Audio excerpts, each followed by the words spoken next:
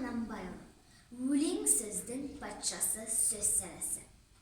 Өлең сөздің патшасы сөз сарасы. Қиыннан қиыстырар ерданасы.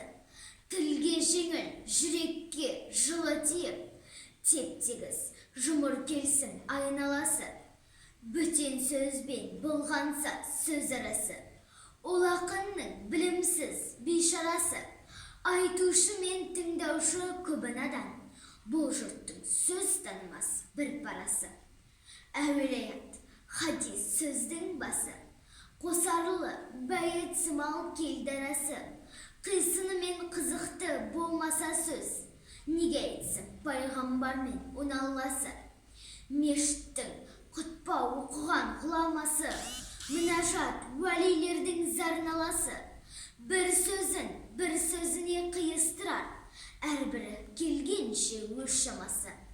Өлеңге әркімнің ақпар таласы. Әрбірі келгенше өз шамасы. Іші алтын, сырты күміс сөз жақсысын. Қазақтың келістірер қай баласы. Бұрынғы ескі биді тұрсам барлап, мақалдап айтады екен сөз қосарлап. Ақындары ақылсыз надан келіп, көр жерді өлең қыпты жатқан қарма. Қобыз бен домбыра алып топта сарнап, мақтау өлең айтыпты әркімге арнап. Әр елден өлеңменен қайыр тілеп, кетірген сөз қатырын жұрт шарлап. Мал үшін тілін безеп, жанын жалдап, мал сұрап, біреуді алдап, біреуді арбап. Жат елде қайыршылық қылып жүріп, өз елін бай деп мақтар Құдай қарғап. Қайда бай мақтан шаққа барған таңдап, жисада бай болмапты қанша малдап. Қазаққа өлең деген бір қадірсіз, бұл жырақ көрі деді сол адаңдап. Ескі бейші отырман бос мақалдап, ескі ақынша мал үшін тұрман зарлап. Сөз түзелді, тыңдаушы сен де түзел, сендерге де келен енді аяндап.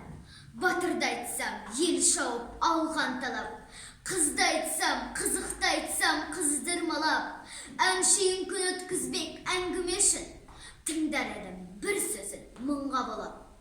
Ақыл сөзге ынтасы жұрт шабандап, көнгенім ақ соған деп жыр табандап. Кісімсіген жеп кетер білімсізге, жіберсең өкпелеме көп жамандап.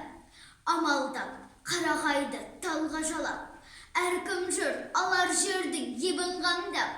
Мақтан қуған мал құмар нені қалсын, шықпаса мыңнан біреу талғап. Қусын десе қуанып жүр алшаңдап. Қақса, соқса бір пайда түземеде, елдің байын еліртіп жау мұңдалап. Ынсап, ұят, ар намыс, сабыр талап. Бұларды керек қылмас ешкім қалап. Терең ой, терең ғылым іздемейді, өтірік пен өсекті жүндей сабап.